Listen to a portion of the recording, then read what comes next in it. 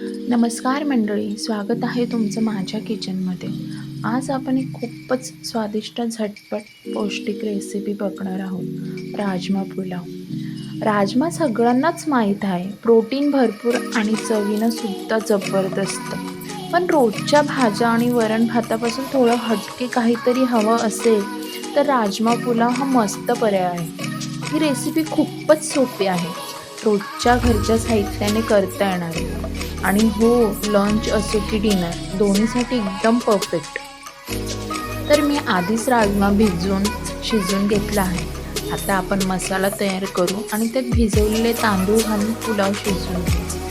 सगळं घर दरवळायला लागेल असा सुवास येतो या पुलावाचा आणि खाताना सगळे फक्त वा म्हणतील एवढं नक्की. तर शेवटी ही रेसिपी आवडली असेल तर नक्की करून बघा.